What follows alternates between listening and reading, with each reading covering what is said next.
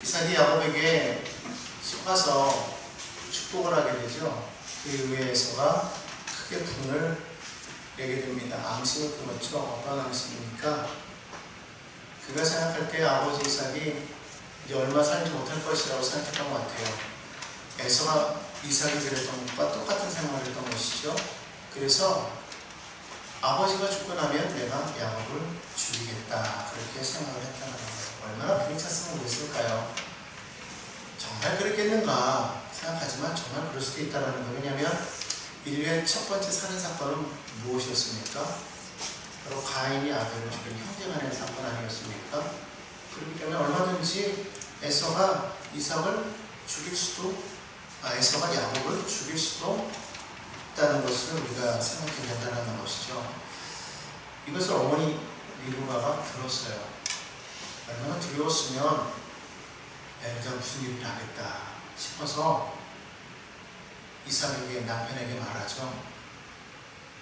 나는 우리 둘째가 이 땅에는 이방 여인들하고 결혼하는 그런 모습을 나는 볼 수가 없다. 왜? 에서가 이방 여인들하고 지금 결혼했기 때문에 그것이 얼마나 마음이 아팠는지 모른다. 그렇기 때문에 야곱만큼이라도 나는 이 땅의 사람들과 결혼하는 걸 원치 않는다 라고 말하면서 자기 오라비였던 라반의 집으로 보내서 그쪽에서 자신들의 동족 가운데에서 아내를 맺게끔 그렇게 이야기를 합니다. 사실은 거기에는 리브가의 계획이 있었죠. 계획이라기보다는 하나의 꾀죠. 야곱이 에서에게 죽임을 당하지 않도록 하기 위하여서 그렇게 꾀를 낸 것이고, 이삭은 오늘 28장에 보면 야곱을 불러서 다시 한번 축복하면서 그 이야기를 합니다. 그래서 야곱이 외삼촌 라반의 집으로 떠나게 되는 그런 일이 일어나게 됩니다. 자, 그때 리브가가 야곱에게 말합니다. 몇 날 며칠만 떠나가 있어라. 그리하면 된다라고 그렇게 이야기를 했던 것 같아요. 했는지 안 했는지 정확히 모르겠지만 44절에 보면 그렇게 말하고 있어요. 27장 44절에 말하죠. 내 형의 노가 풀리기까지 몇 날 동안 그와 함께 거주하라.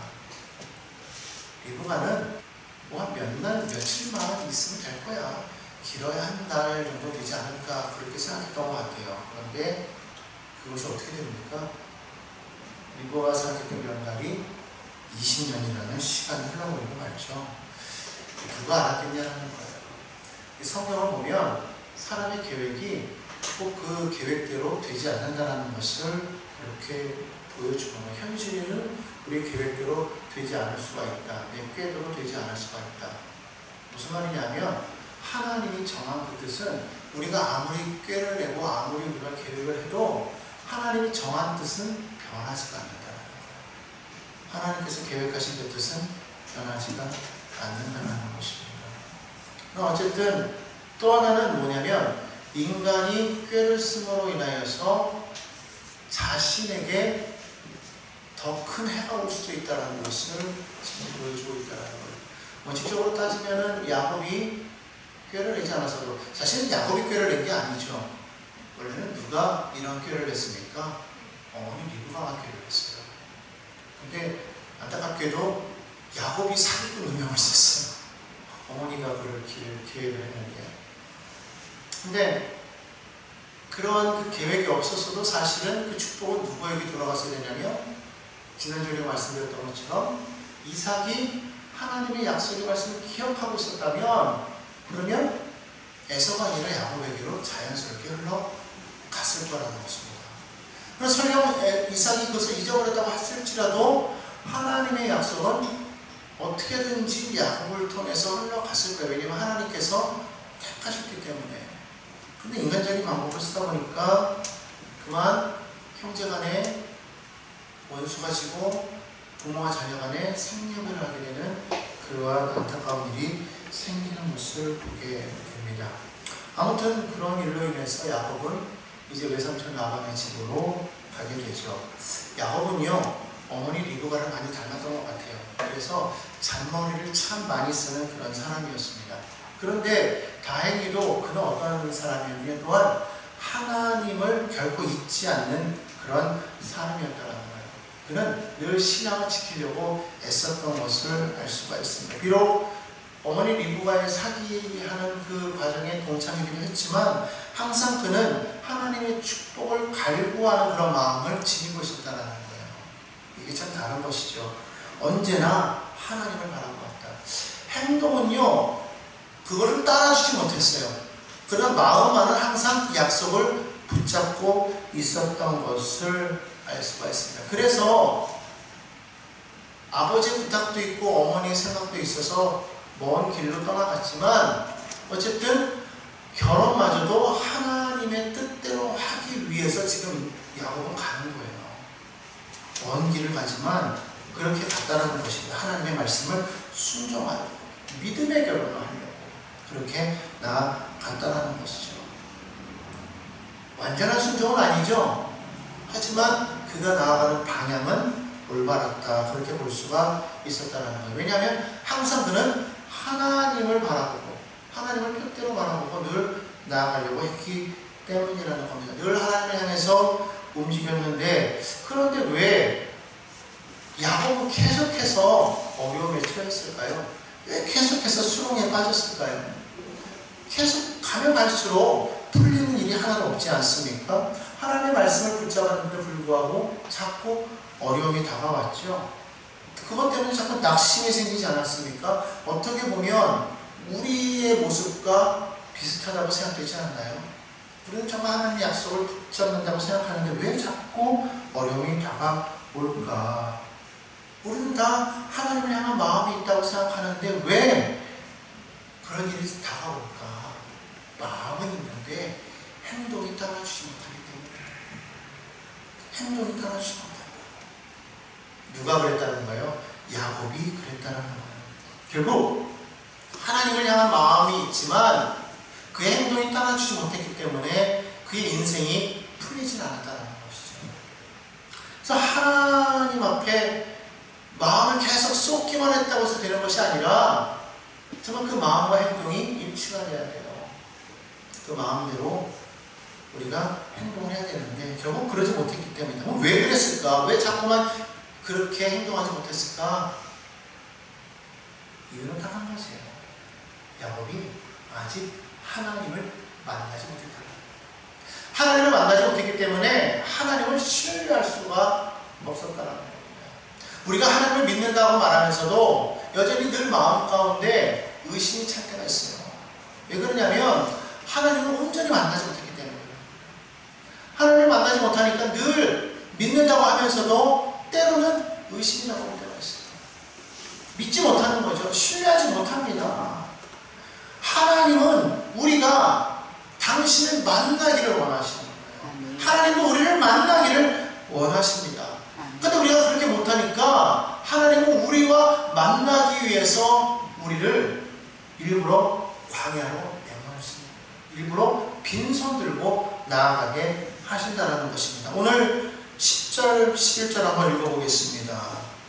야곱이 브엘세바에서 떠나 하란으로 향하여 가더니 한 곳에 이르러는 해가 진지라 거기서 유숙하려고 그곳에 한 돌을 가져다가 베개로 삼고 거기 누워 자더니, 그렇게 말하고 있어요. 어떤 모습처럼 보입니까? 노숙자죠. 한마디로 말하면 거지 생활을 하고 있습니다. 그런데 잘 보십시오. 돌을 가져다가 베개로 삼았다. 여러분, 요즘에는요 노숙자도 돌로 베개 삼지 않아요. 요즘 노숙자들은요 참 세련됐습니다. 어디서 베개를 주워와가지고요 그 베개로 쿠션 삼아서 잡니다. 그러니까 이 야곱의 삶은요 요즘 거지만도 못한 생활이에요. 아십니까? 요즘 거지들에게 병원 차려주잖아요. 그 거지들이 뭐라고 하는지 아세요?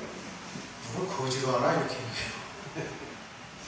그러니까 정말 오늘날의 그런 거지 모습보다도 더 못한 것이 현재 지금 야곱의 모습이라는 거예요. 길거리에서 지금 잠자고 있어요. 아무것도 없어요. 인터넷이 무력합니다. 지금 누구 하나 따라오는 사람 없잖아요. 그 당시에는 강도들도 참 많았어요. 광야에서 아무것도 없이 돌베개를 빌면서 잠을 잔다? 않습니까?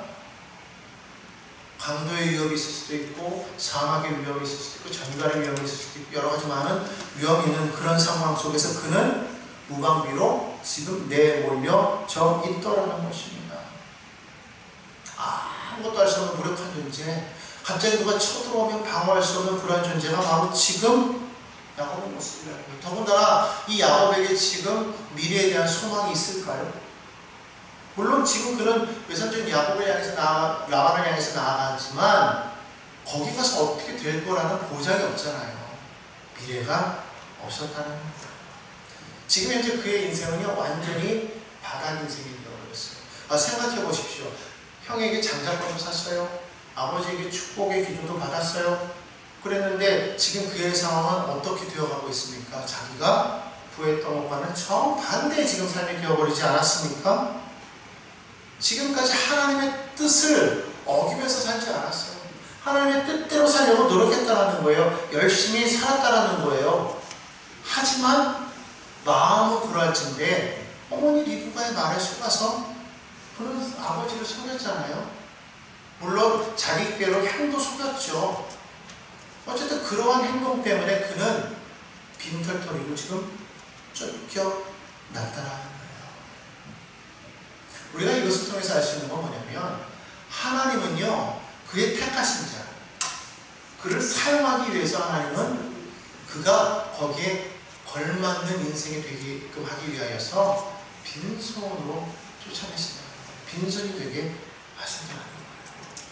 왜냐하면 사람이 하나님을 만나야 되는데 하나님을 만나지 못하게 하는 그런 것이 꼭 있다는 거예요. 사람이요 자기가 뭘 가지고 있으면요 하나님을 참 만나기가 어렵습니다. 돈이 많잖아요. 그리고 돈을 의지하기 때문에 하나님을 만나지 못해요. 어떤 사람은 건강해서 하나님을 만나지 못합니다. 건강하니까요 주일만 되면은 산으로 놀러 다니기 바빠요. 어떤 사람은요 너무 인간성이 좋아. 성격이 이야. 그래가지고 뭐 사람들 만나면은요 얼마나 부침성이 좋은지 사람들과의 관계가 너무 좋아. 그러다 보니까 교회에 와서도 사람들과의 만남이 좋아서 오는 것이지 하나님 때문에 오지 않는다. 어떤 사람은 너무 내 지위 때문에 체면 때문에 하나님께 나오지 못하는 경우가 참 많이 있어요. 가끔 보면 정치인들 가운데에서도 보면 교회에서 직분자에게도 불구하고 어쩔 수 없이 정치를 해야 되니까 타종교에 가가지고 거기서 전화기 가는 모습을 우리가 가끔 봐요. 저는 그걸 보면서 꼭 저렇게 해야 될까? 굳이 그렇게 해야 될까? 그런 생각이 들어요. 그러니까 마음은 아니겠죠. 하지만 행동은 그렇지 못한다는 거예요. 그러니까 결국 하나님을 만나는 것이 목표가 되기 위해서 어떻게 되느냐? 하나님은 그를 빈손되게 하시다. 그것 때문에 하나님을 만나지 못한다? 그럼 그것을 내려놓으면 하나님을 만날 수가 있지 않겠습니까? 결국 갖고 있는 것이 많을수록 하나님을 만나기가 참 어렵다는 것을 우리가 알 수가 있어요. 그래서 어떤 사람들은 결국 사업이 실패했을 때 하나님을 만나잖아요.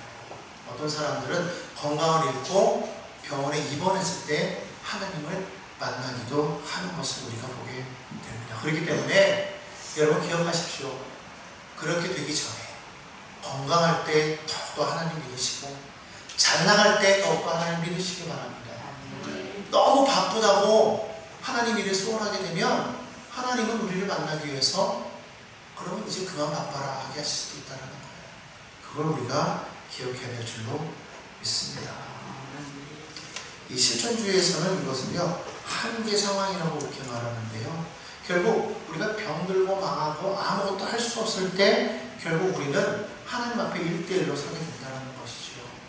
여러분 그런 상황이 우리 가운데 오지 않도록 여러분 정말 깨어서 기도하시기를 바랍니다. 근데 많은 사람들이 이렇게 말을 해도 여전히 하나님과 거래하려고 하는 사람이 있어요. 하나님과 막 거래해요. 근데 무슨 말이냐면 하나님 이거 해주시면요 저가 이렇게 할게요. 우리가 꼭 그런 거 있잖아요. 부모님한테 엄마 나 이거 해주면 아빠 나 이거 사주면 나 그럼 이거 할게. 요번에 나 1등하면 뭐 사줘야 돼? 그거 사주면 나 1등할 거야. 꼭 그렇게 거래하는 애들 있죠. 꼭 그걸 해야만 꼭 하는 애들이 있어요. 하나님 앞에 우리 꼭 그럴 때 있지 않습니까? 하나님, 내게 요번에 승진하게 해주시면 내가 정말 하나님 잘 믿겠습니다. 하나님, 내가 요번에 이 사업의 이 거래만 성사되면 하나님, 내가 정말 죽도록 충성하겠습니다. 이런 사람들이 있다라는 거예요. 여러분이 그러면 절대 안 돼요. 그러면요, 하나님은 더더욱이 우리를 만나주시지 않는 거예요. 사도행전 8장에 보면은요, 여러분 잘 아는 사마리아 마술사 시몬의 이야기가 나오죠. 그 시몬이요, 거기 보면은 이 시몬은 돈으로 하나님의 일이 이 거래되는 줄 알았다라는 거예요.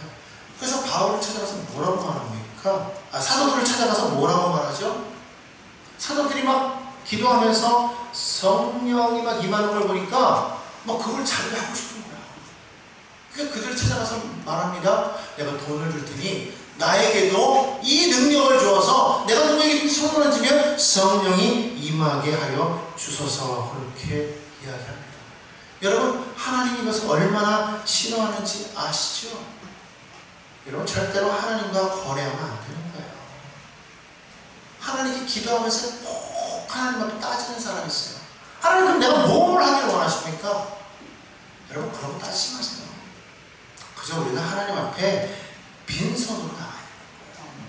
은혜란 뭐냐? 거래하는 게 아니다. 은혜는 빈손 들고 나아가는 것이다. 하나님께 나아갈 때 우리 손에 하나님, 나는 아무것도 없습니다. 나는 빈손입니다. 나는 정말 아무것도 아닙니다. 하나님, 그건 나도 하나님 받아주옵소서. 그걸 드리는 거예요. 자꾸 나를 막 내 있는 것으로 뭔가를 막 하려고 하면요, 하나님은 그걸 다 사라져버리게 하시다. 그리고 우리를 바닥으로 자꾸만 내려가게 하시는 겁니다. 언제 우리의 인생이 달라지느냐? 하나님 앞에 두 손 들고 기도하면서 이렇게 나오는 거예요. 천부여 의지가 없어서. 천부여 의지 없어서 손 들고 옵니다. 이게 우리의 고백이 되어야 된다. 물론 뭐가 있을 때에도 주님 부르면 그건 금상첨화죠. 능력 있을 때, 힘이 있을 때 주님 찾을 수만 있다면 정말 좋아요. 그러나 빈손 들 때에도 정말 주님을 찾아야 될 줄로 믿습니다. 그러면 그렇게 되기 위해서는 어떤 의식을 가져야 되느냐? 지금 하나님께서 내게 주신 모든 것은 내게 아니라. 따라합시다. 하나님이 내게 주신 것은 내 것이 아니고 하나님께서 내게 맡겨주신 것입니다. 내게 맡겨주신 거예요. 지금 내가 가지고 있는 이 생명, 건강, 자녀, 재물, 권세, 지위 모든 것들은 다 뭐다? 하나님이 나에게 맡기신 거예요. 내가 너에게 이것을 주었으니 너는 이것을 잘 다스려라. 다스려라. 아담과 하와에게도 에덴 동산을 맡기시면서 이걸 잘 다스려라 말씀하셨잖아요. 우리에게는 다스릴 책임이 있다는 거예요. 이게 무슨 말이냐면 내 것이 아니라는 거예요. 다 누구 거다? 하나님 거다. 이걸 무슨 의식이라고 해요? 청지기 의식이라고 해요. 이것을 우리가 가지고 있어야 된다는 거예요. 이런 청지기 의식을 가진 때 그때 비로소 우리는 뭐가 되느냐? 빈손이 되는 거예요. 무엇이 있어도, 재물이 있어도, 건강이 있어도, 지위가 있어도, 명예가 있어도 모든 것이 내게 다 있지만 그러나 이것은 내 것이 아니기 때문에 하나님 앞에 빈손으로 나올 수가 있다는 겁니다. 그러니까 얻어맞고 다 빼앗기기 전에 제일 먼저 하나님 앞에 빈손되는 우리가 되어야 될 줄로 믿습니다. 청지가 되어야 될 줄로 믿습니다. 이런 의식을 가지고 있을 때 그때 우리가 은혜 아래 거하게 되는 거예요. 그러니까 모든 것은 다 은혜예요. 은혜. 하나님께서 내게 무언가를 주신 것은 내가 무언가를 했기 때문에 주시는 게 아니에요. 하나님이 내게 뭘 주었기 때문에 내가 무언가를 하는 게 아니라는 거예요. 나는 아무것도 아닙니다. 나는 부족하고 나는 연약하고 나는 죄인이고 나는 멸망받은 존재이지만 그러나 하나님께서 은혜로 나를 건지신 거예요. 은혜로 나를 구원하신 거예요. 나를 살리신 거예요. 그렇기 때문에 여러분 반드시 기억해야 될 것은 내가 하나님 앞에 무언가를 하는 것은 하나님께서 나에게 뭘 했기 때문이 아니라 하나님이 나를 자녀로 삼아주셨는데 나는 하나님의 자녀이기 때문에 무언가를 주셔서가 아니라 나는 자녀이기 때문에 하나님께서 내게 주신 그 은혜를 그 사명을 감당해야 되겠구나. 분명히 우리는 기도해야 될 줄로 믿습니다. 여러분 아직도 마음간에 뭔가 자꾸 걸려가지고 아버지께 나아가는데 방해가 되는 것이 있다면 여러분 하나님을 어떻게 하면 빨리 만날 수 있어요? 빈손 되면 빨리 만날 수 있겠죠? 그럼 어떻게 해야 돼요? 빨리 망하면 되는 거예요. 그러니까 여러분 빨리 망하게 해달라고 차라리 기도하면 하나님의 은혜 안에 거할 수가 있어요. 아니면 빨리 정신을 차리든가. 야곱이요 그럼에도 불구하고 정신 차리지 못했기 때문에 외삼촌 라반의 집에 가서 20년 동안을 고생한 거 아닙니까? 야곱이요 사기 4단이라면 외삼촌 라반은요 사기 9단이에요. 그 사기꾼 야곱이 외삼촌에게 사기당하는 거 보십시오. 얼마나 단수가 높은지 몰라요. 근데 왜 그렇게 됐느냐? 야곱이 여전히 그 마음이 비지 못해요. 여전히 그 마음은 자기 능력으로 자기 힘으로 뭔가를 하려고 했기 때문에 고난이 계속해서 이어져 가는 거예요. 여러분 기억하시기 바랍니다. 우리에게 나온 고난이 왜 계속해서 이어지는가? 아, 내가 하나님 앞에 내가 내려놓지 내가 여전히 하나님 앞에 뭔가를 붙들고 있구나. 자꾸 하나님 앞에 거래를 하려고 하는구나. 아, 이걸 내려놔야 되겠다. 그리고 뭐라고 기도해야 돼요? 하나님, 나를 내려놓습니다.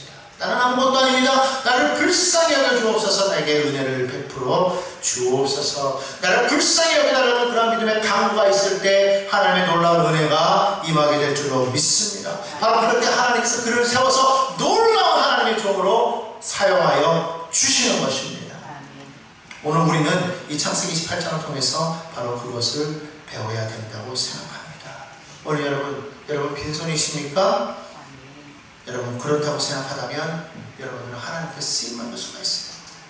그런데 나는 아무것도 없습니다. 나는 초라합니다. 이렇게 생각한다면 아직 아닌 거예요. 나는 비록 초라하지만 나는 아무것도 아니지만 그러나 하나님께서 나를 들어 쓰십니다. 믿음으로 고백할 때에 하나님의 놀라운 역사가 일어나게 될 줄로 믿습니다. 그러므로 여러분 빈손이라고 해서 낙심하지 마십시오. 그때 하나님께서 붙잡으시면 우리는 다시금 일어서게 되는 겁니다. 찬송가 263장 있죠? 이 세상 험하고 나 비록 약하나 늘 기도 힘쓰며 근원은 얻겠네. 주의 은혜로 대속하여서 비와 같이 붉은 죄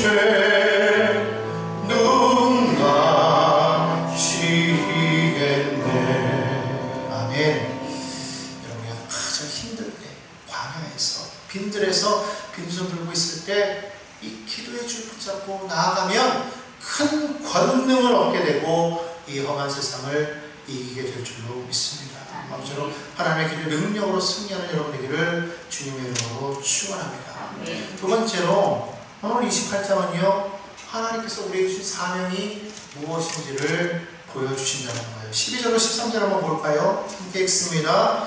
꿈에 본즉 사닥다리가 땅 위에 서 있는데 그 꼭대기가 하늘에 닿았고 또 본즉 하나님의 사자들이 그 위에서 오르락내리락 하고 또 본즉 야훼께서 그 위에서 서 이르시되 나는 야훼니 너희 조부 아브라함의 하나님이요 이삭의 하나님이라. 내가 누워있는 땅을 너와 내 자손에게 주리니. 14절이요 내 자손이 땅의 티끌이같이 되어 내가 서쪽과 동쪽과 북쪽과 남쪽으로 퍼져갈지며 땅의 모든 족속이 너와 내 자손으로 말미암아 복을 받으리라. 아멘. 정말 유명한 사닥다리 환상인데요. 하나님께서는요, 이것을 통해서 우리에게 무엇을 말씀하고 계시는 걸까요? 그것은 결론적으로 말하면 하늘과 땅 사이에 지금 단절이 되어 있잖아요. 그 단절되어 있는 것을 연결하는 사닥다리와 같은 인생이라고 하나님께서 말씀하고 있다는 겁니다. 하나님이 택한 백성들의 역할이 뭐라고 지난번에 말씀드렸어요? 그냥 우리만 복받고 끝나는 거? 아니죠? 하나님의 복이 우리를 통해서 어떻게 흘러가서 누구에게? 모든 민족에게. 오늘 13절까지만 보면 그냥 복 받는 거예요. 땅을 너와 내 자손에게 주는 거예요. 그런데 14절을 보면 어떻게 말하고 있어요? 마지막에 보니까 땅의 모든 족속이 너와 내 자손으로 말미암아 복을 받으리라. 여러분, 이게 하나님께서 우리를 택하신 사명이야, 목적인 거예요. 우리를 통해서 이게 흘러가야 되는 거예요. 우리를 통해서 하나님의 복이 흘러가야 되는 거예요. 그래서 많은 사람들이 하나님의 자녀가 되는 그런 놀라운 역사가 있어야 되겠다. 오늘날 우리만 하나님의 백성이라고 말하는 건 안 된다는 것이죠. 이게 진짜 사명이에요. 그렇게 하기 위해서 우리는 뭘 역할을 해야 되냐? 사닥다리와 같은 그런 역할을 해야 된다는 거예요. 하늘과 땅, 하나님과 이 세상을 연결시키는 그런 자가 되어야 되겠다고 말씀하시는 거예요. 예수님께서 마태복음 18절 말씀하시죠. 너희가 땅에서 매면 하늘에서도 매일 것이요, 무엇인지 땅에서 풀면 하늘에서도 풀리라. 무슨 말입니까? 하늘과 땅이 연결될 수 있도록 하기 위해서는 누구의 역할이 중요하다는 거예요? 너의 역할이 중요하다. 너희가 풀면 나도 풀고, 내가 매면 나도 풀겠다는 거예요. 그러니까 너희는 어떤 역할을 해야 되냐면 이 사닥다리와 같이 연결하는 그런 장면이 되어야 된다라고 말씀하고 있어요. 오늘 우리가 이것을 보시기를 바랍니다. 요한복음 1장 51절에 보니까 이렇게 말해요. 또 이르시되 진실로 진실로 너에게 이르노니 하늘이 열리고 하나님의 사자들이 인자 위에 오르락 내리락 하는 것을 보리라 하시리라. 예수님이 하신 이 말씀이 지금 오늘 여기 보니까 창세기 28장의 말씀과 동일합니다. 오늘 이와 같은 이 역할을 해야 될 사람들이 있다라는 거예요. 그게 누굽니까? 바로 여기 있는 우리라는 거예요. 예수 믿는 우리라는 거예요. 예수를 믿고 하나님의 자녀가 된 백성들이 해야 될 역할이 뭐냐? 바로 이와 같은 역할이라는 거예요. 이 땅에는 두 종류의 사람이 있는데, 첫째는 바벨탑과 같은 사람이에요. 이 바벨탑과 같은 사람은 뭐냐면 자기 자신만을 위해서 막 쌓아 올라가는 그런 인생입니다. 쌓아가는 인생이 땅에 속한 인생들을 말하는 것이죠. 그들은요, 자신의 명예를 쌓아갑니다. 권세를 쌓아갑니다. 재물을 쌓아갑니다. 인맥을 막 쌓아가는 거예요. 누구를 위해서? 자신들을 위해서. 그런데 여러분 생각해 보십시오. 그렇게 쌓아 올린 그 쌓아가는 것이 얼마나 올라가겠어요? 여러분 바벨탑을 쌓았을 때 그것이 얼마나 올라갔다고 여러분 생각하십니까? 아마 그때 당시 기술로 따지면요, 끼케야 한 20, 30층 정도 올라갔을까요? 그러고도 아마 대단히 높다고 그랬을 거예요. 지금 20, 30층 높이 오면 높다고 생각하니까. 여러분, 그게 다른 거예요. 그걸 보고 여러분, 하늘에 닿았다고 말할 수 있겠어요. 근데 그럼에도 불구하고 우리는 여전히 뭐하고 있어요? 계속해서 쌓는 인생을 살아요. 어리석다라는 것이죠. 그런데도 불구하고 여전히 사람들은요, 자기 힘과 능력으로 하늘에 닿겠다고 그렇게 말하고 있다는 거예요. 그게 바로 이 바벨탑과 같은 이 땅을 살아가는 인생이라면, 그렇다면 우리는 어찌 되겠는가? 우리는 이 바벨탑 인생을 사는 것이 아니라 오늘 이 성경에서 말하는 이 사닥다리 인생을 살아야 된다. 세상은 어떤 사람이요? 바벨탑 인생. 우리는 사닥다리 인생. 하늘과 땅을 연결하는 거예요. 내 힘과 능력으로 하늘에 올라가겠다가 아니라 하늘과 땅을 연결하는 그런 존재가 되야 된다는 거예요.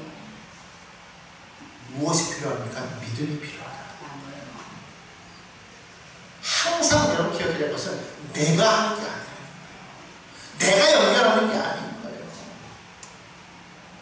믿음이 하는 거예요. 연결해서 내가 연결했다고 해가지고 어느 가정이 변화되는 거 아니라는 거예요. 내가 연결시킨다고 내가 뭔가를 했다고 해서 가정이 변화되는 거 아니에요. 그러나 그 가정을 하나님과 연결시키면 변화되는 거예요. 어떤 한 사람을 변화시키기 위해서 우리가 아무리 그 사람에게 정성을 들이고 공을 들여보십시오. 변화됩니까? 안 되는 거예요. 그런데 그 사람과 하나님을 연결시키기만 하면 변화되는 거예요. 여러분, 안드레가 나다나엘을 말씀으로 변화시켰습니까? 아니에요. 그냥 그는 예수님과 그를 연결시켰어요. 그냥 와 보라 했어요. 그가 와서 예수님을 만나는 순간, 연결되는 순간 그가 변했다. 내가 할 수 있는 건 없어요. 나는 그냥 연결시키는 거예요. 우리는요, 사람과 하나님을, 사회와 하나님을, 가정과 하나님을, 나라와 하나님을 연결시키는 역할을 해요. 그 역할을 감당할 때 변화가 일어나더라는 겁니다. 변화가 일어나는 거예요. 여러분, 그것을 기억하시기를 바랍니다. 여러분, 성경에 보면은요, 마태복음 5장에 보면 12에 혈주하던 여인이 예수님의 옷자락을 만지는 순간 병이 다 나은 것을 보았죠. 무슨 말입니까? 예수님과 연결되니까 기적이 일어나더라고요. 우리는 누구와 이 땅을 연결시켜야 되느냐? 예수님과 연결시켜야 되더라고요. 예수님과 연결되는 그 순간 모든 것이 변화되는 거예요. 모든 것이 바뀌는 겁니다. 병의 동안이 말라말랐던 것처럼 모든 삶의 문제가 다 해결되는 거예요. 만질 때 역사가 됩니다. 터치할 때 기적이 일어나게 된다는 거예요. 우리는 아무것도 아니에요. 부족합니다. 하지만 하나님과 연결되면 진정한 능력이 나타나게 됩니다. 여러분, 그걸 기억하시기 바랍니다. 그렇기 때문에 항상 우리는 우리가 주체가 아닌 것을 알아요. 하나님께서 아브라함에게 너는 복의 근원이라고 말할 때에 그 복의 근원이라는 것은 아브라함을 뭐라고 말하냐면 수도꼭지라고 말하고 있는 거예요. 수도꼭지. 수도꼭지는요, 그 자체만으로는 아무것도 아니에요. 이 수도는요, 그 자체만으로는 능력이 없어요. 아무리 돌려보셔도 능력이 됩니까? 안 돼요. 하지만 그것이 물의 수원지에 연결되어 있으면요, 틀면 트는 대로 어마어마하게 나온다는 거예요. 바로 그 역할이 바로 우리라는 거예요. 그 수원지가 하나님이라는 거예요. 우리가 그 하나님 앞에 연결되어 있으면 우리가 틀 때에 그것이 흘러 넘쳐서 이 땅을 가득하게 채울 수가 있다. 그러니까 여러분, 기억해야 들어있습니다. 우리는 연결시키는 자고, 그러기 위해서 우리가 먼저 어디에 연결되어 있어야 되느냐? 하나님께 연결되어져 있어야 됩니다. 하나님께 먼저 연결되어 있을 때, 우리는 이 땅과 하나님을 연결할 때, 그때 그 하나님 놀라운 복이 나를 통해서 흘러가게 되는 거예요. 그게 바로 우리 역시 하나님의 사명인 것을 여러분 잊지 마시기 바랍니다. 여러분, 가정에 문제가 있습니까? 사회 문제가 있습니까? 국가와 가정에 문제가 있다면 어떻게 해야 되는 거예요? 다른 거 없어요. 우리가 아무리 애쓰고 힘쓰고 발버둥친다고 해서 되는 것이 아니라 하나님과 가정을, 이 땅을, 개인을, 자녀를 연결시켜주면 되는 거예요. 그러면 변화가 일어나요. 어떻게 연결시킬까요? 기도하기. 오직 기도와 말씀으로 그들을 연결시킬 때 뒤집어지는 기적이 일어나게 될 줄로 믿습니다. 우린 지금까지 여기서 오랬어요. 그냥 낙심만 하고 있었다는 것이죠. 늘 내 힘으로 어떻게든지 해보려고 늘 발버둥치면서 그렇게만 허우적대어 봤지만 안 되니까 늘 낙심하고 변화가 없으니까 늘 절망했단 말이에요. 하지만 여러분, 우리는요, 애쓸 필요 없어요. 정말 애써야 된다면 정말 기도의 힘쓰므로 성령께서 우리 가운데 역사하셔서 일하시기를 간절히 기도해야 되는 거예요. 그렇게 하나님과 우리가 연결될 때 변화가 일어나게 될 줄로 믿습니다. 가정의 변화를 원하십니까? 직장의 변화를 원하십니까? 사업장의 변화가 일어나기를 원하십니까? 그렇다면 기도로 연결하시기 바랍니다. 빌립이요, 사마리아 성에 들어가서 하나님의 말씀을 전할 때 하나님의 성령과 그곳이 연결되니까요, 거기가 뒤집어지는 역사가 일어난대요. 다른 거 없습니다. 뒤집어지면은요, 온 성에 부흥의 물결이 일어나는 거예요. 기쁨이 임하게 되는 것인 줄로 믿습니다. 여러분, 우리가 위대한 건요, 다른 거 없어요. 그저 하나님과 세상을 연결시키는 그 사명을 여러분 잊지 마시기 바랍니다. 예, 나만 하늘에다 손대고 나만 복 받고 나만 그치는 것이 아니라 반드시 어떻게 된다? 흘러가게 하라. 흘러가게 하라. 바로 그와 같은 사납다는 인생을 살아가는 저와 여러분이 되기를 주님의 이름으로 축원합니다. 그렇게 될 때에 우리는 변화되어지고 그때 놀라운 부흥의 역사가 임하게 될 줄로 믿습니다. 우리의 삶 가운데, 우리 각자 개인의 삶 가운데, 가정에 그와 같은 능력이 일어나게 되기를 간절히 소망합니다. 하나님의 은총 가운데 하늘과 땅을 연결시키는 그 귀한 사명을 잘 감당하는 믿음의 백성들, 하나님의 자녀들 되시기를 주님의 이름으로 간절히 축원합니다.